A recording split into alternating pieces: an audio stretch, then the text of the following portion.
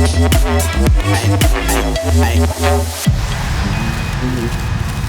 everybody, what's going on? Welcome to another episode of SupNerd on Air. This is the podcast where we talk about gaming and culture and pretty much whatever's in our group chats. And I'm Ted, and on the table today we've got Kim. Hello.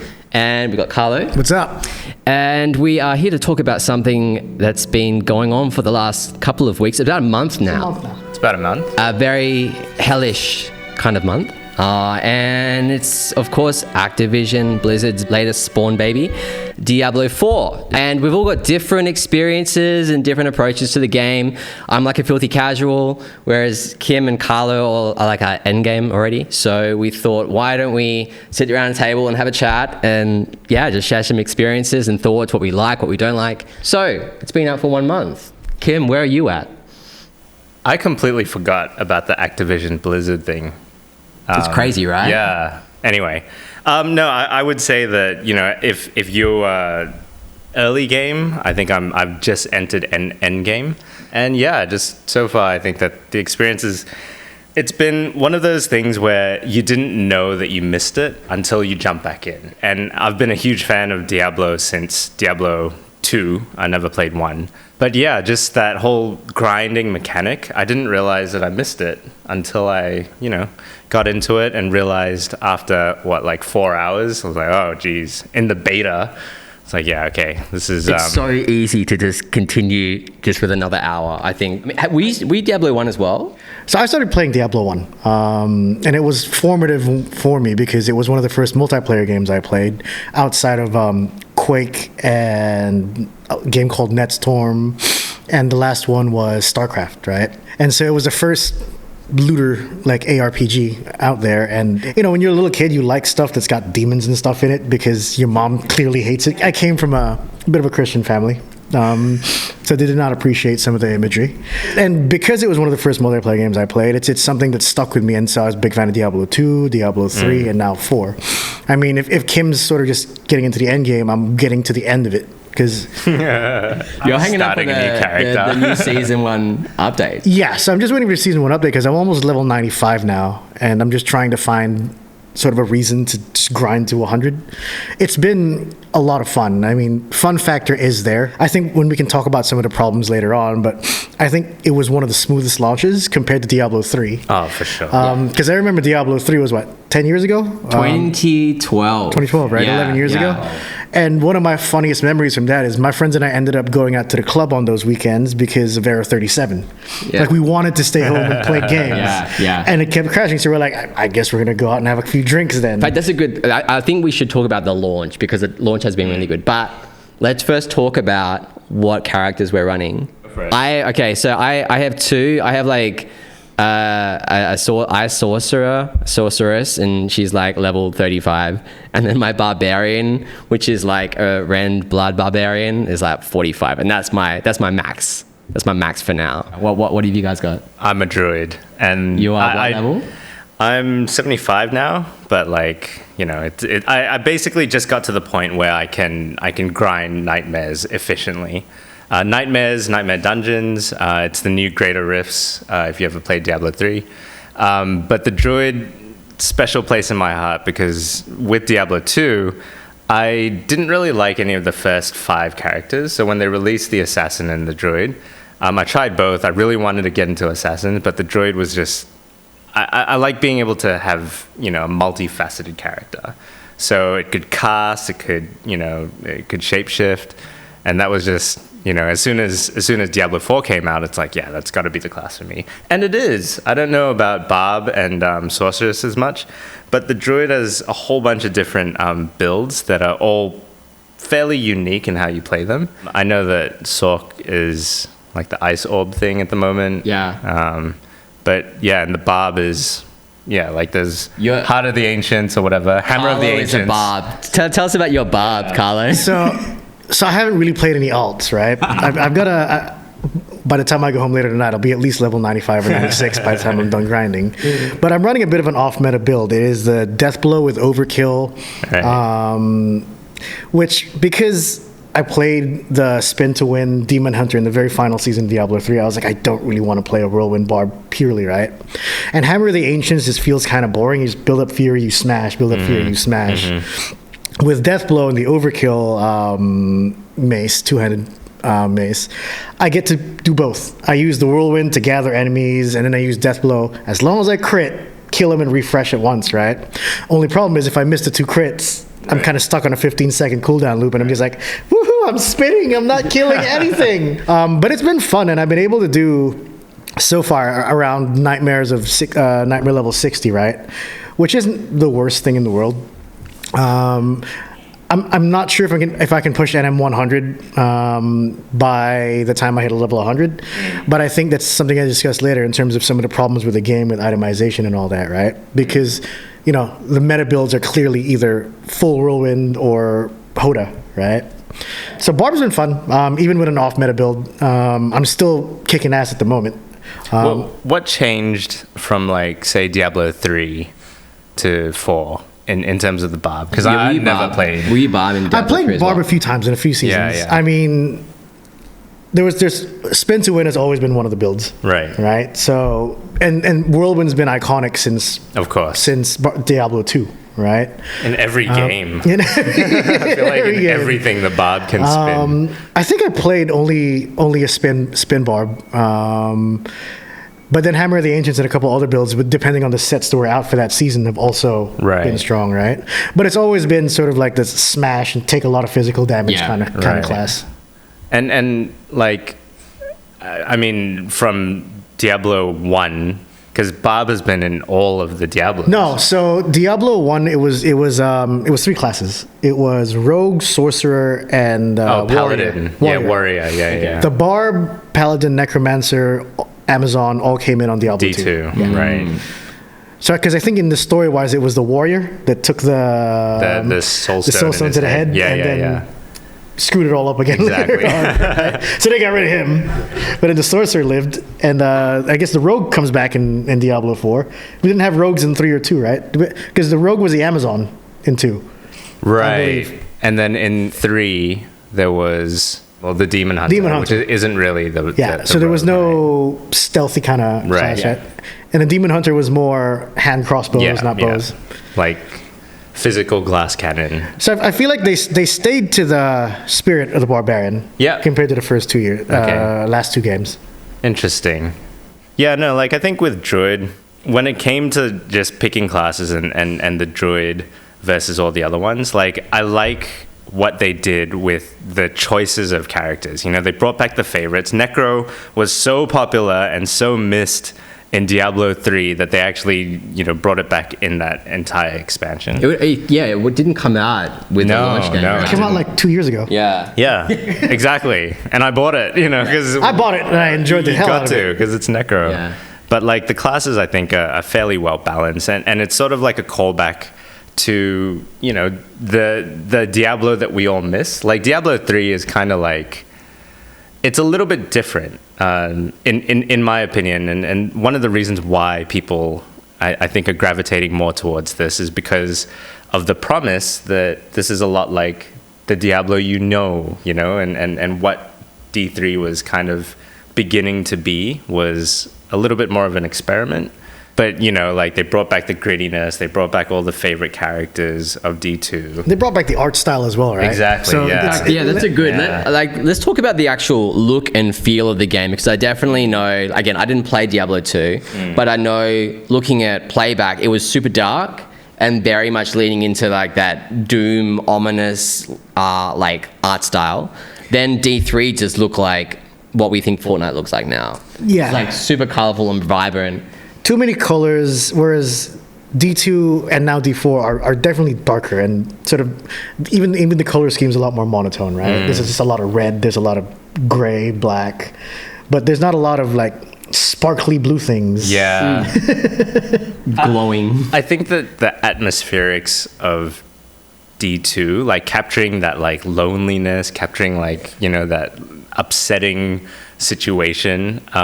In D3, you always kind of felt like because of the saturation even, you know, like it just felt a little bit more vibrant and colorful. I personally didn't mind it. I thought it was a really fun experience. And, you know, coming from like all of a sudden, you know, computers got a little bit better. The graphics were so good at the time. And I remember the ragdoll physics. I don't know if you guys noticed this, but like when something died, it was like, wow. It just felt a little bit different because it was 3D rendered. It felt like did you play Torchlight? Yeah, of course. Yes. Yeah. Like to me, it has a lot of that resonance. And Torchlight was not very dark or aggressive, right? It was very, very much more cartoony. Yeah. And you know, a different kind of like ARPG. But yeah, D4 definitely feels as though they've just gone back to the mood. Well, the atmospherics, the mood, and that kind of fed into the story as well. Like the story is really, really good. Sorry, I don't know if we're like skipping ahead, but like that sort of plays into the fact like the entire experience is it's something that you just kind of want to get back to. It's a world that you want to go back to and explore a little bit more and stuff like that. So. Yeah, I really like the lighting. I think just the general art, like, because I compared it, I was going A/B between like D3 and D4, and it feels so much more intimate and moody, and yeah, I completely agree. Like, of course you do.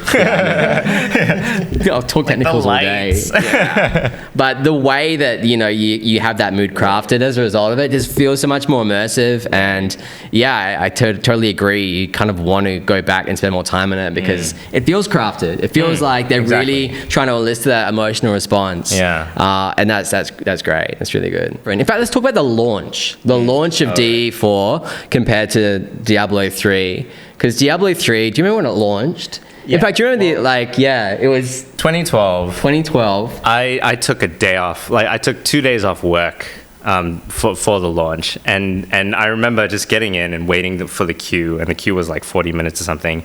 You'd hop in, you'd play for a little while, then you'd get DC'd. Error 37. Yeah, that's the one. And it was just so like, it was such a drainer because I think I spent maybe 2 hours playing it on the entire day from like midnight, you know, and I was so annoyed that like... And you were just having to wait to get connected again. You just couldn't play. Not just that, it's so frustrating because like it was expensive as well, right? It was like $70, and it was the first Diablo with an always online component. Yes. And everybody was bitching about that. And the auction house, right? This is terrible. Oh, we'll get to that as well. But then, because it was always online, you couldn't play offline. So that Error 37 literally meant you could not play the game. There was that time, was like, you remember the Xbox One launched and they were like always on, you know, and people were just like, I buy this game, I own this physical game. Yeah. Why on earth do I need to be connected in order to play something that is essentially a single player experience? That's kind of like, I guess the beginning of the games as a service kind of thing.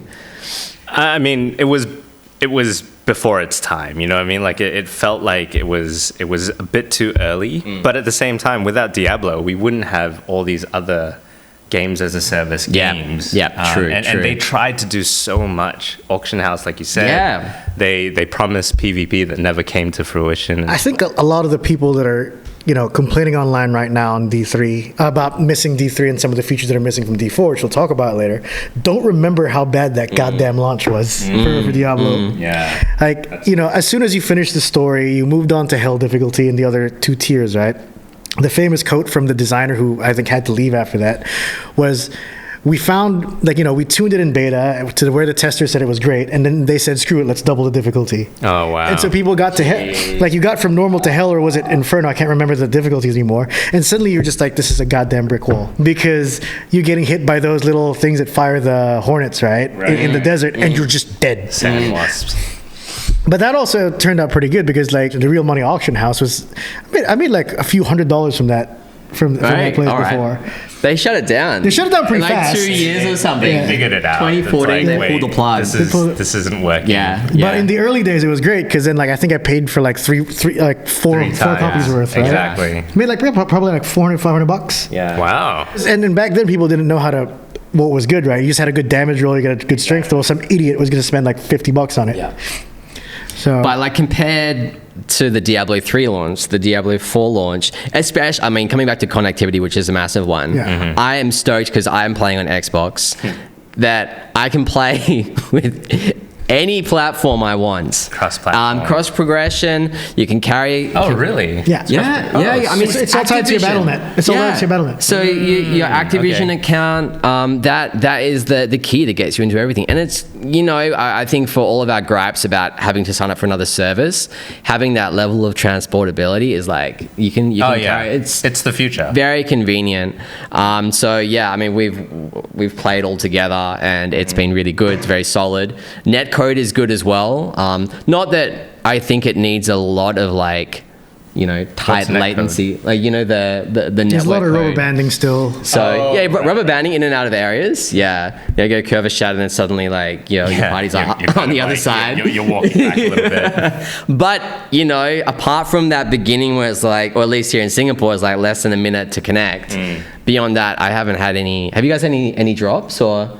I haven't dropped, but on PS, there's a lot of crashes. I crashed quite a lot. Or hard reset. No. Just the game just crashes and you got to relaunch. Oh, okay, all right. But that's not as disruptive because they're pretty good about that. Like if you're in a party and you're running a dungeon or an activity, then if you're you not crash, penalized. when you get back in, it'll automatically link you up with your party and then put you back in. Like you don't need to press anything. It's just they preempted it. Yeah, they knew it was gonna. They knew. But playing with other people on different platforms, it's so seamless. Yeah, it's the most seamless cross-platform gaming experience. It doesn't feel like it should have been this clean in 2023.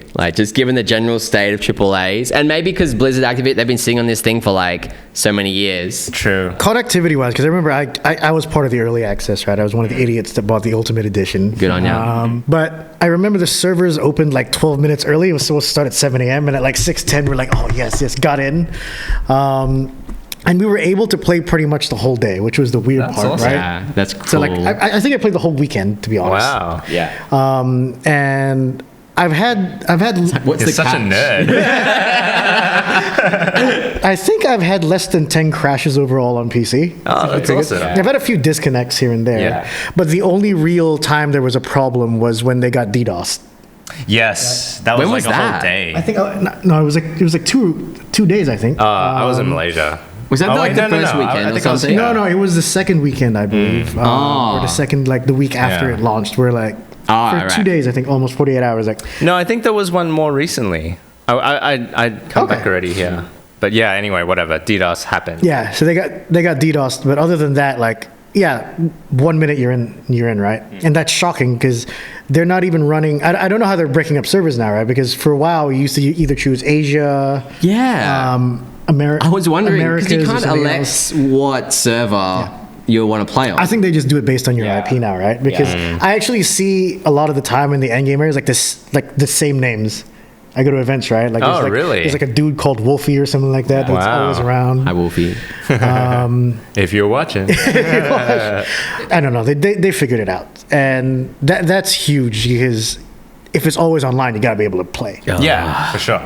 And yeah, that's just part and parcel of it. Have you tried playing hardcore yet, or do you know anybody that's playing hardcore? I know people that have played hardcore and they stopped. Right. Why? They died at 40, 50, and they're Is like, it just because it's so? there's a few problems with hardcore, and one of them is connectivity. Because I think right now if you disconnect, it counts as a death. No, really? Yeah. So hardcore is like permadeath. Yeah, it's Hardcore's permanent death. Okay, all right. So it's not like Path of Exile where if you die, that character then gets taken to just the regular league and you can just play, right? But here it's you die, you It's die. like you're 6 feet under. So I think I'm gonna wait till season 1 to even think about that. I tried playing hardcore on PC D3, and yeah, it was like that. I disconnected at pretty early, like 40. Yeah. But after that, it just felt fuck, why the hell did I go through that entire experience? Having said that, on PS, there's no lag for D3 because you're not always connected. You can choose to play offline. So playing hardcore on that was way easier. You never died from lag spikes or whatever. So wait, you're saying that you can't, if you disconnect, your character dies. I don't know about that. Yeah. Like, So you have to that's- leave your console? Oh, no. PC? As in, if you're playing If you're midway playing and you then get disconnected. crash, or you Okay, all right. I was just like, is this some That's like insane? ultra hardcore. Yeah, like ultra hardcore. Like, like you will Iron play Man. continuously for 100 hours without getting up. You're like just camping in a town. like- No, so I think there's been a couple of those incidents where need like a people shed. got DC'd and they're just gone. Especially early on, like during the launch, when people were racing to first double 100 hardcore, yeah. which is insanity anyway. That sucks. That That's just so much speed pain. running, I'm like, obviously, I just can't fathom. Yeah.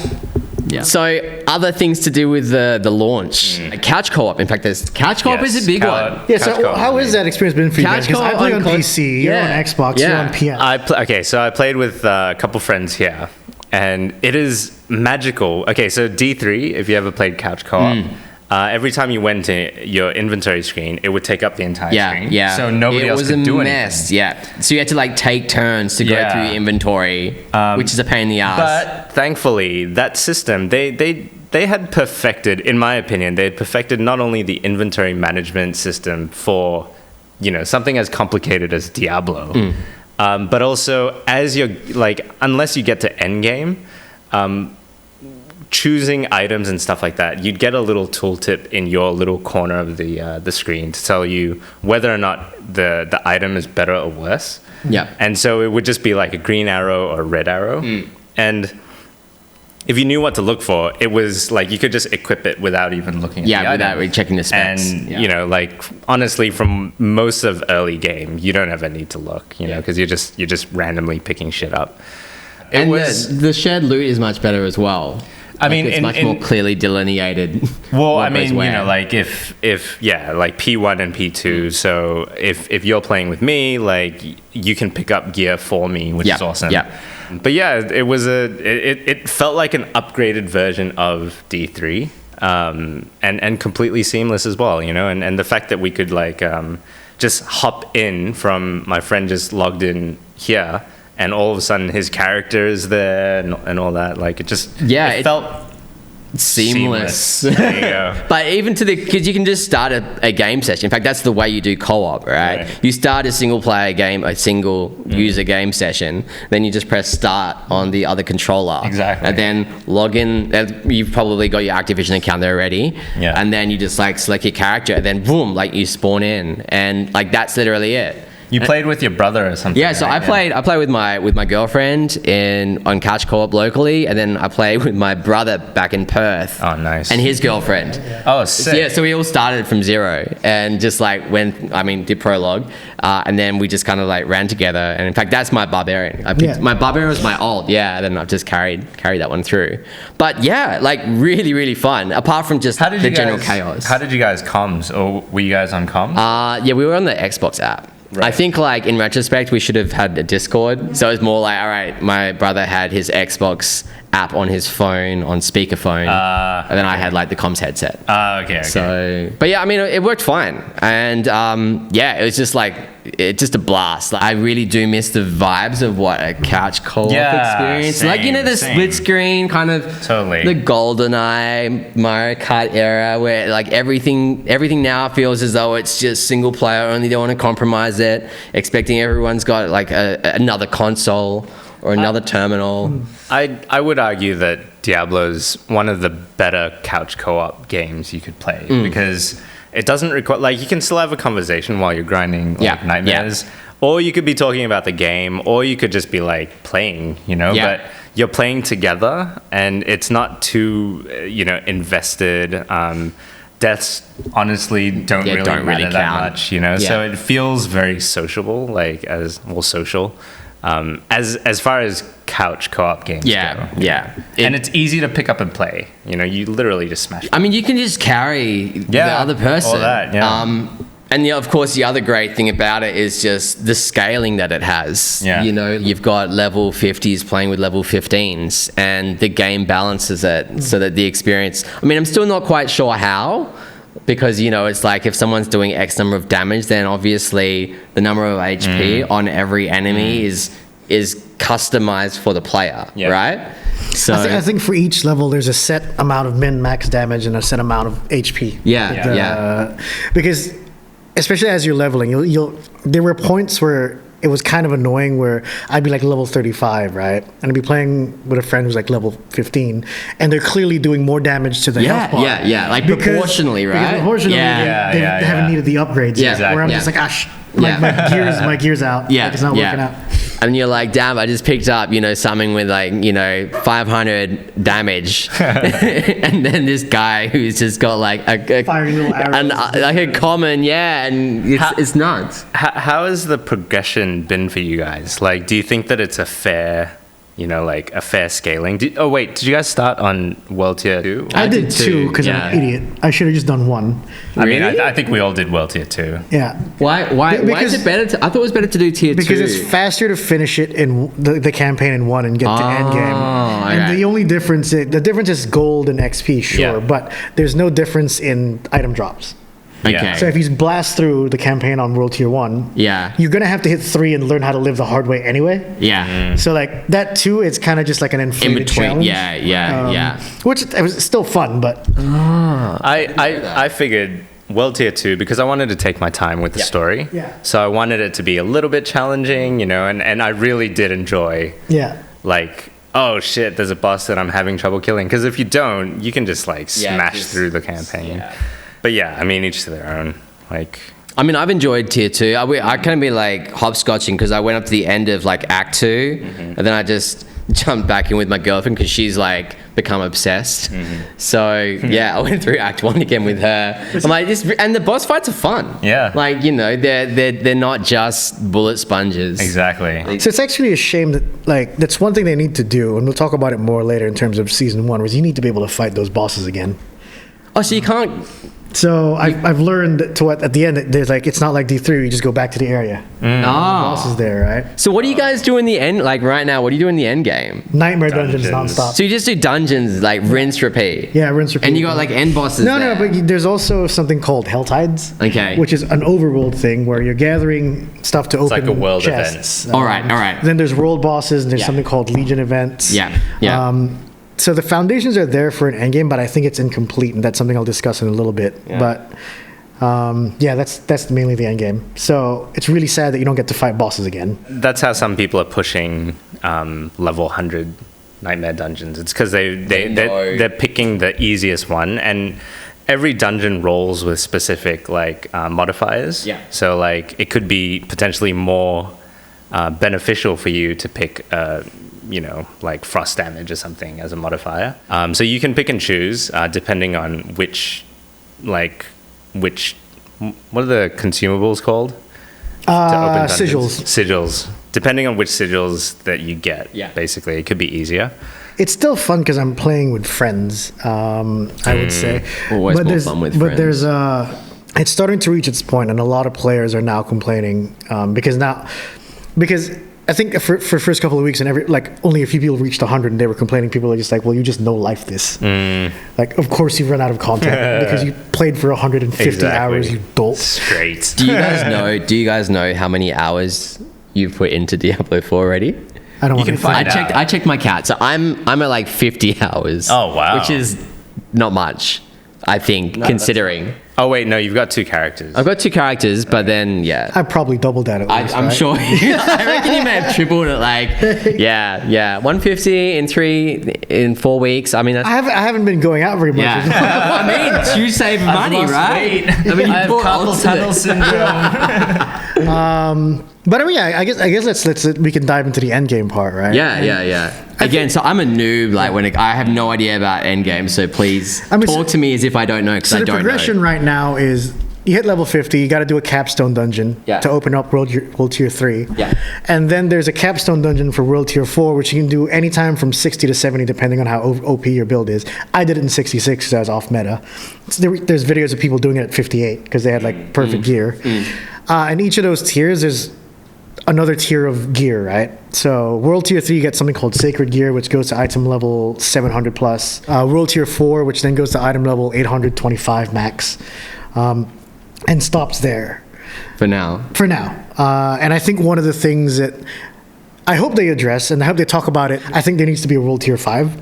Because what's happening right now is, once you hit World Tier 4 and you're level 70, if you get God rolls by luck, you might like for like all your items within the first 10 levels, you could potentially go from level 80 to 100 with barely finding any upgrades for your gear.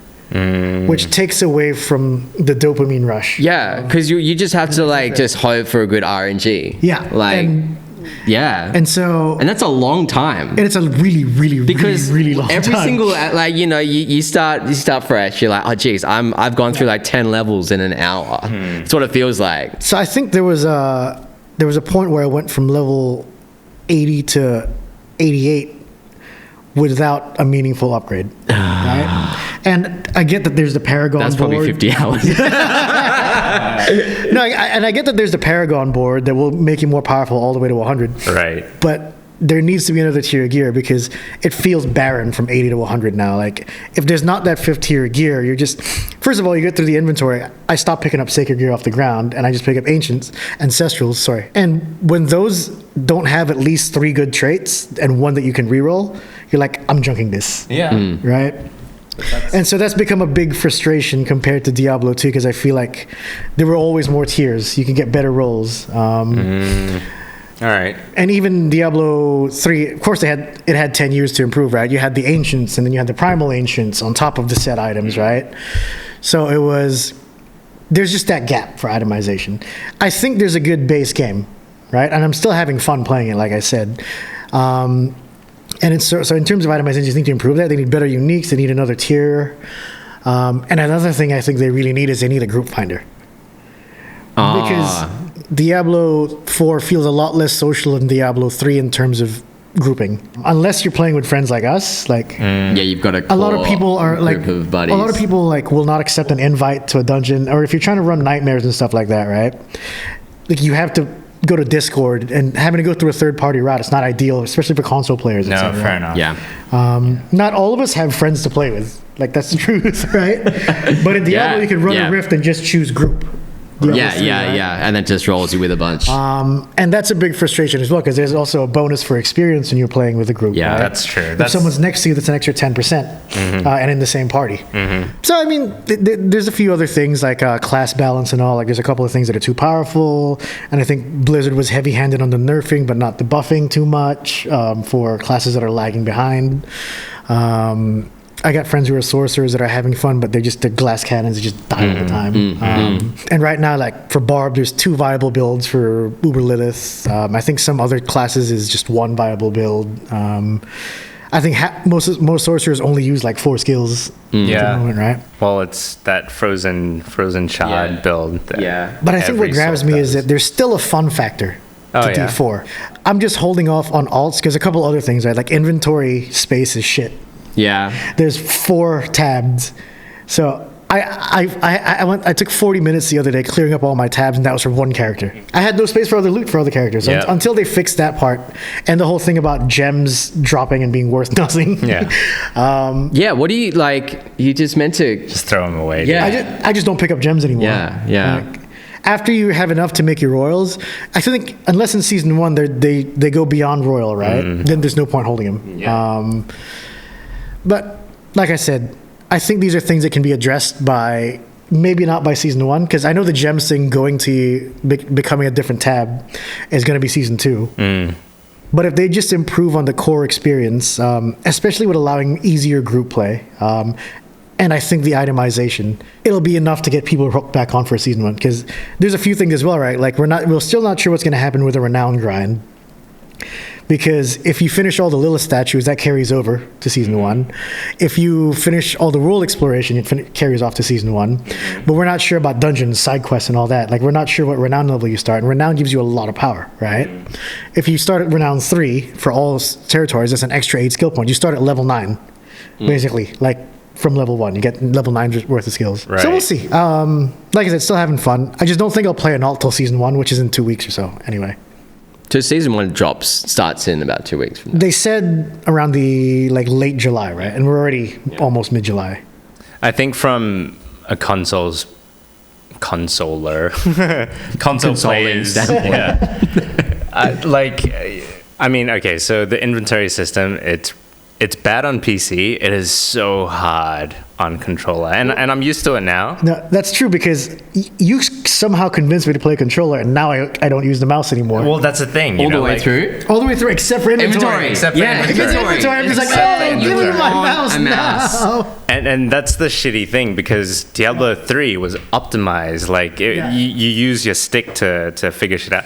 Like you could mark junk. Yeah. Like you can't do that in your stash. It's the most annoying and infuriating thing. And the mark junk button is the same as, for some reason, in your stash. It's the same as the equip button. Yeah. So like you would automatically just press, junk. If you're not really concentrating, and then you suddenly equip a whole bunch of like random crap. Yeah, they've got some weird mappings as well. Yeah, it's not intuitive, and I feel like they've done this bloody dance with Diablo 3. Why did they not just implement that same system or something of the same ilk? Here's a question, because I know you play a lot of Destiny. I do. Do you prefer Toy nuts? the D-pad style selection in Diablo or the floating mouse of Destiny? That's really hard because in Destiny, like it's used for so much more, like that floating mouse thing. I don't know if I would like it in Diablo. I think I'd prefer a little bit more precision because also in Destiny you have because they opened up their API, I can check my inventory on my computer. So I do next to no inventory management except for trashing, like sharding stuff on console. So whenever that system is down in Destiny, like the game is almost unplayable unless you just so happen to have all your gear on you. Because going through the normal inventory to find stuff is like, it just takes... I was actually thinking that, like, are there other tools that you can use to help like supplement your Diablo experience? Oh yes, there are. And do they plug into like? So the weird thing about this Blizzard is right they don't plug into the Blizzard backend. But what happened was third-party tools have come up to help you do stuff. Like what? Like farm? For example, there's a website called helltides.com. Oh yeah. Whereas it Helltides tracks, is awesome. it tracks the Helltides, right? Not just that, but if you plug in your Discord, it becomes a community tool where, because during Helltides, every 30 minutes or so, different chests called mystery chests will spawn in only a specific number of areas, right? Okay.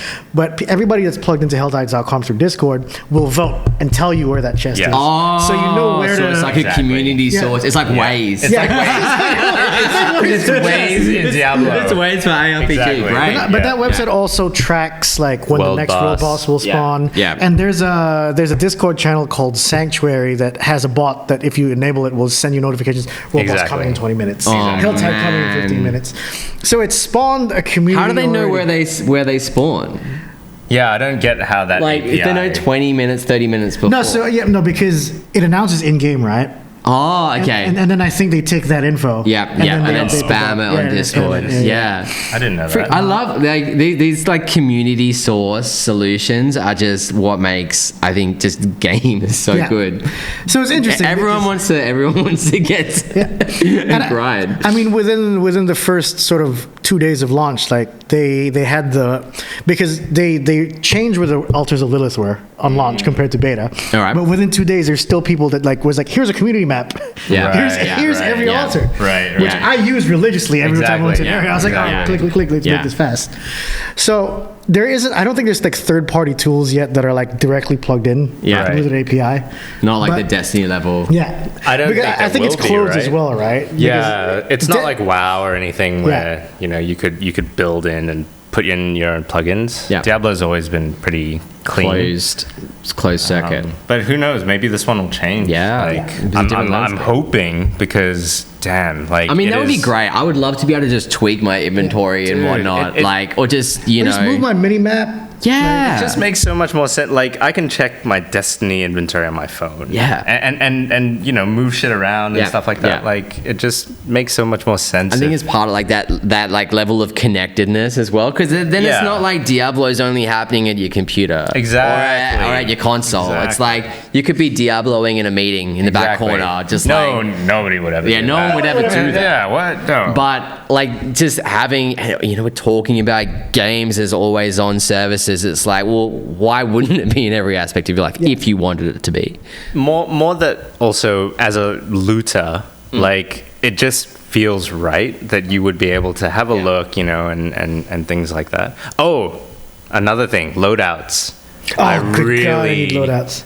Okay, so basically having the ability to switch to a different set of items and yeah. it's like, why did they not put that in it? Yeah. I get it. They want it to be a little bit more like D2 where it was like permanent. Yeah, you know? yeah. You make your But choices. like re-rolling now, like your paragons, like Yeah, when you get to endgame, there's dude. two sets of skills, right? And I think paragons will cost you like 20 mil by the time you're level 100. okay. to, And like you know, your skills, if at level 75, to reassign one skill, it's 13 grand, and it's just like, if I've made a mistake, it's like, oh, and you know, I mean, gold, it's fairly easy to come by in late game, but it's still No, but it's with the gold is not like D3 where like it became meaningless eventually, right? Like, that's true. because But that's right, a good thing. because no, but I like it, but like re-rolling stats seems prohibitively expensive. Like At your end, not at mine at the game. Mine's like, Like $50. Yeah, it's cool, man. no, I mean that's the first one, right? But like now with like items that I'm trying to just like sort of tweak perfect rolls on, like my re-rolls are costing like 3 mil. Right. Yeah. For one. But that needs to be expensive. No, that Like needs to be re-rolling expensive, stats but- has to be expensive. The expense of it versus the amount of gold you can generate doesn't quite add up yet. I don't think. But that's the point. That's why you got to go out and get more gold, right? Sure, you got to go out and get more gold, but you're already finding so few items to get powerful with it. Like if you've already gotten that perfect item, because there's no next tier. Right. If you're stuck with the same ancestral amulet from like level 70 and you can't find an upgrade, the only way you can try to improve it is re-rolling, right? And if you got bad luck, I spent 45 million trying to re-roll something before I finally got the roll I needed on a sword. But that's It becomes too much. Tell me how you feel when you hit 100. Yeah, that's true. Tell me how you think about those costs at 100. I don't mind it at the moment because I haven't experienced it yet, I suppose. Yeah. People were complaining a little too much about it too. Then I saw it and I was like, God damn it, they were right.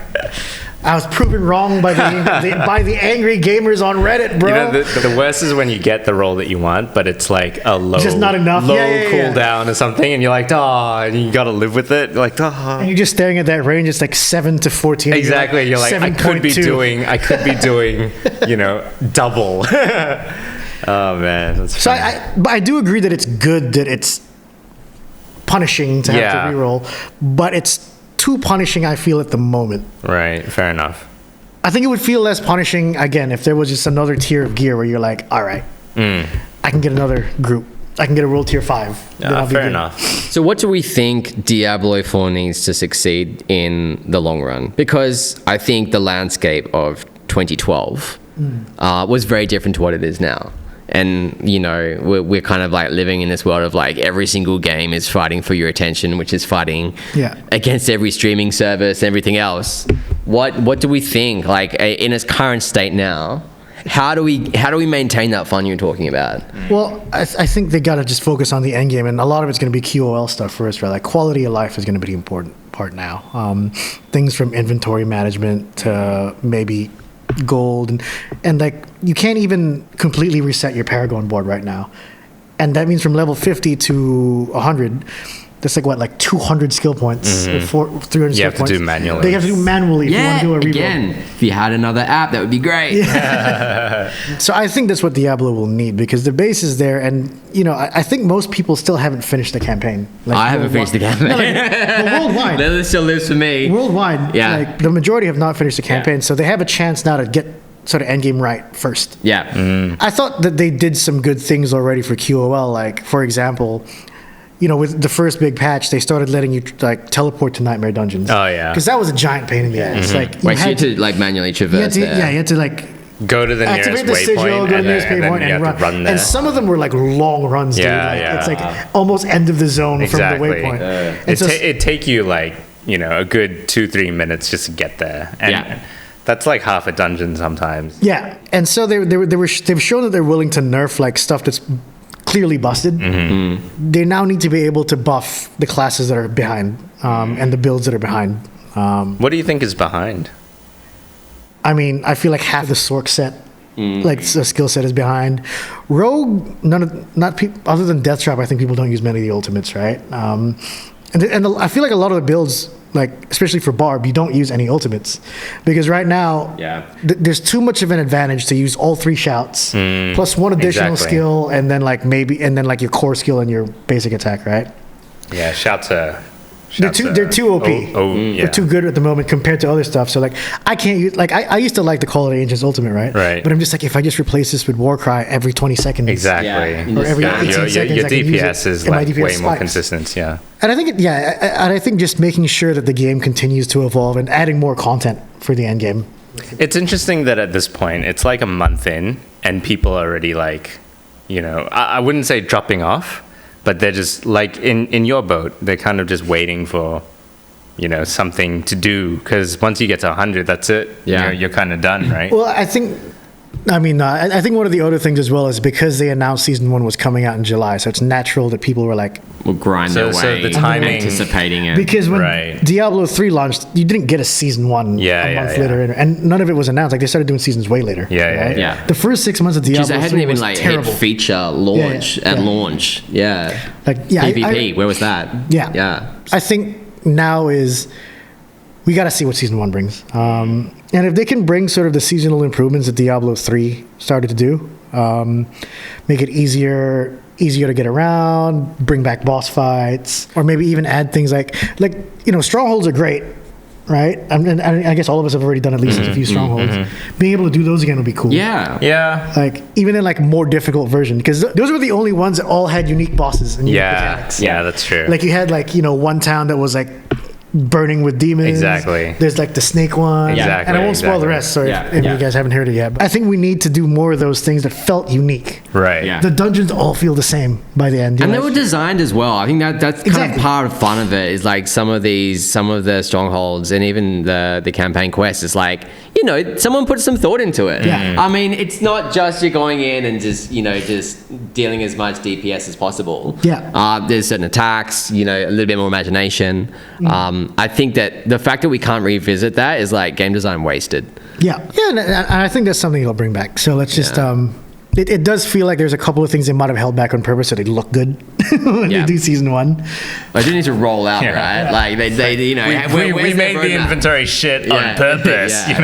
Look how improved it is now. Speaking of developers, how do we feel the developers? I mean, 1 month in, I haven't been crawling over like the subreddits or any of the other sites, but what's the developer kind of feedback been so far?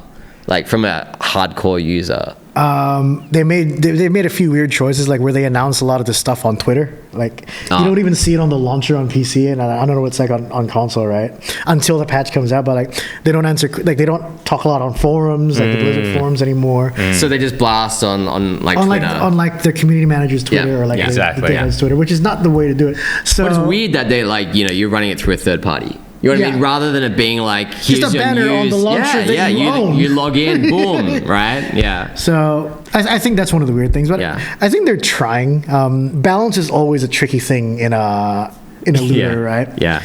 So I'm just gonna give them the benefit of the doubt, and let's see what happens with season 1. Cool. How about you? What do you want to see from the game, Kim? Just the inventory stuff, man. Like I'm content wise, that's always we're a month in. Like it's getting. I hear that it's getting a little bit too repetitive.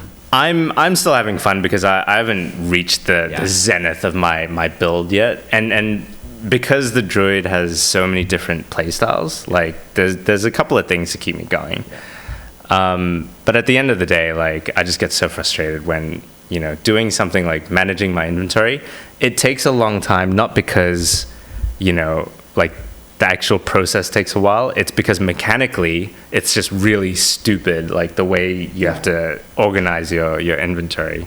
And there's there's only one way to sort your inventory. It's like, why would you put a sort thing in your inventory when there's only one way to sort your inventory. And they just do it by item type and power Exactly. level. It's like, why would you? It's just so. It's like I can't even separate between my legendaries can't- and my rares. I can't search for the thing that I want, so I Yeah. gotta look through it individually. page by page. Well, that's the thing. D3, like the inventory system in D3 was just so much more intuitive for console. Like they figured out how to make, 600 items easy to navigate on console. Why did they go back?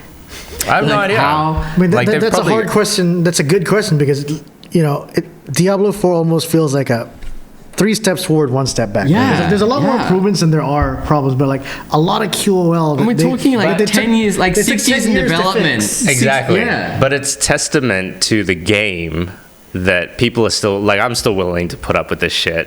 Yeah. Because the game is it's still fun. Yeah. It's just, for me, it's the right amount of progression, the right amount of story, and a balanced, fun romp. Yeah. Like it's not too grindy for me at the moment, and I'm still having fun just mindlessly killing demons and stuff like that. And it's been a good like wind down at the end of a long day kind of thing. Like, as a filthy casual with ARPGs, I just love being able to jump in and just like finish off side quests, help out with like a campaign mission, and then I'm done. And the great thing is like, you see like a small dungeon, jump in there, Exactly. clear it out, and you're done in like a minute. Exactly. And I do that now. So sometimes I just hop in for one sigil and be Yep. like, all right, I'm out. Yep. A little bit of a break. And that's interesting too. Like the ability to kind of just, if you leave, by the way, like in a place, I don't know if this is the same on PC and Xbox, but on PS, if you leave and then rejoin, like if I leave for an hour and come back, I'm in the same spot. yeah. And I think that's really cool. It's like in terms of any game, there are a few games these days that let you continue where you left off. Yeah.